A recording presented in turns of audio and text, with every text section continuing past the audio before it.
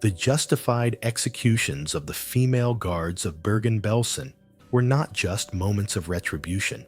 They were the climax of one of the most shocking reckonings in modern history. When British troops entered the camp in April 1945, they uncovered a scene of apocalyptic horror: emaciated prisoners, mass graves, and a system of cruelty maintained in part by women. These female guards, many young, some fanatically loyal to the Nazi regime, were not merely assistants. They were tormentors, sadists, and in some cases, murderers. As the world tried to come to terms with the Holocaust, attention turned to these women whose crimes blurred the lines between gender and brutality. What followed was swift justice, trials that exposed unimaginable cruelty and led to death sentences carried out without mercy. This script uncovers who these women were, the horrors they orchestrated, and the executions that marked their final chapter. Bergen Belsen was originally established in 1940 as a prisoner of war camp in Lower Saxony, Germany. By 1943, it had been transformed into a concentration camp, primarily for Jews, political prisoners, and other groups targeted by the Nazi regime. It lacked gas chambers, but its conditions were no less lethal. Starvation, disease, and abuse claimed over 50,000 lives. When British soldiers liberated the camp, they encountered scenes of such horror that they were permanently etched into the post-war consciousness.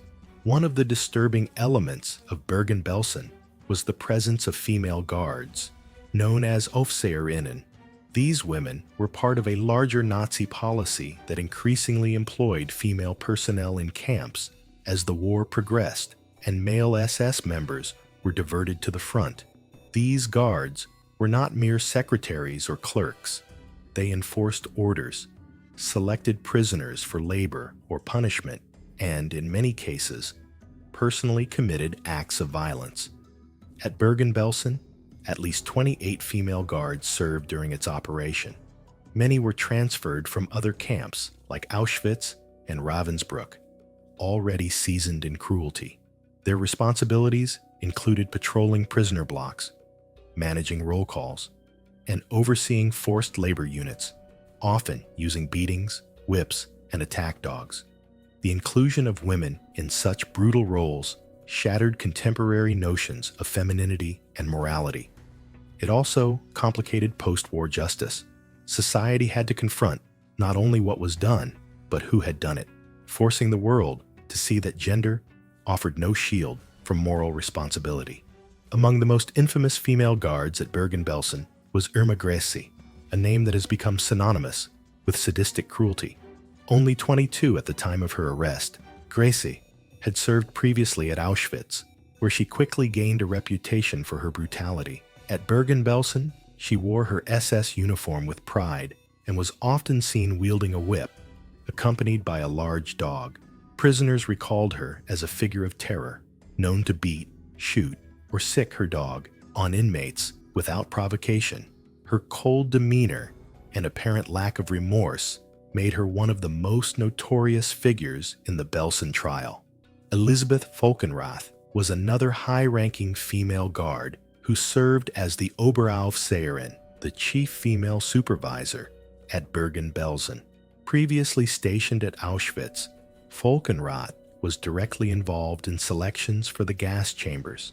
At Belsen, she oversaw the daily operations of the female guards and was known for her severe discipline and total dedication to Nazi ideology. Witnesses described her involvement in punishments and her refusal to intervene as prisoners died from starvation and disease. Johanna Bormann, sometimes called the woman with the dogs, also earned infamy for her cruelty. Like Greci, she frequently used her trained dogs to attack prisoners. She had served at multiple camps before being assigned to Belsen. Despite her small stature and soft-spoken demeanor during the trial, testimonies painted a portrait of a woman capable of extreme violence. Other lesser-known guards included Irene Haschke and Herta Ehlert, who also faced justice for their roles. Some, like Ehlert, admitted guilt during the trials. stating they had no choice but to follow orders, though this defense held little weight in the eyes of the prosecution. These women were not anomalies. They were products and perpetrators of a regime that normalized inhumanity. Their actions at Bergen Belsen were not merely those of followers, but of individuals who embraced and executed the Nazi vision with terrifying zeal. In the aftermath of the liberation of Bergen Belsen, British authorities moved quickly to hold the perpetrators accountable. What followed was the Belsen trial, officially known as the trial of Joseph Kramer and 44 others, held between September 17th and November 17th, 1945, in Lüneburg, Germany. Among the 45 defendants were 16 female guards, including Irma Grese, Elisabeth Volkenrath, and Johanna Bormann. The trial was conducted under British military law, with judges and prosecutors determined to set a precedent for crimes against humanity. Unlike the later Nuremberg trials, the Belsen trial focused squarely on the actions committed within the camp itself: starvation, physical abuse, denial of medical aid, and outright murder. Testimonies from survivors were harrowing. Eyewitnesses described Irma Grese's floggings, Volkenrath's cold indifference to mass death, and Bormann's use of dogs to maul prisoners. The court emphasized that being female did not mitigate guilt. The women were judged by the same standards as their male counterparts. Out of the 16 women tried, 11 were convicted, and 3, including Grese, Volkenrath, and Bormann, were sentenced to death. Others received lengthy prison sentences. The defense of just following orders was rejected, especially when evidence showed active participation in atrocities. The trial concluded with a clear message: gender would not shield one from justice. For many observers, these prosecutions were groundbreaking. The idea that women could be held equally responsible for such immense cruelty challenged deep societal norms. Yet the court made no distinction between male and female when it came to the moral weight of their crimes. The Belsen trial laid the foundation for broader post-war reckoning and revealed that the machinery of genocide had many hands, some of them belonging to women. On December 13, 1945, in the early morning hours at Hamelin Prison, 3 female guards, Irma Grese, Elisabeth Volkenrath, and Johanna Bormann, were executed by hanging. They were among the 11 total death sentences carried out that day as part of the verdicts from the Belsen trial. The executions were carried out by British hangman Albert Pierre Point, who would later describe the process in stark detail in his memoirs. The executions were methodical but swift. Despite their young ages, Irma Grese was only 22. The women showed little emotion as they faced the gallows. Grese, in particular, was reported to have said "schnell," quickly, to the executioner, maintaining her defiance until the very end. Johanna Bormann reportedly cried as she was led away, while Volkenrath remained largely silent. The executions shocked a public that still grappled with the idea of women as execution targets. Though the trials had exposed their brutality, the image of women being hanged was jarring. Yet for many, these deaths were necessary, symbolic acts of justice in response to the horrors of Bergen Belsen and Auschwitz. The manner in which the executions were carried out was by the book, but their emotional weight lingered. Pierre Point would later admit that these were among the most difficult executions he ever performed, not because of who they were, but because of what they had done. These were not soldiers killed in battle, but civilians held accountable for systematic cruelty. Internationally, the execution served as a message. No one, regardless of gender, was above the law.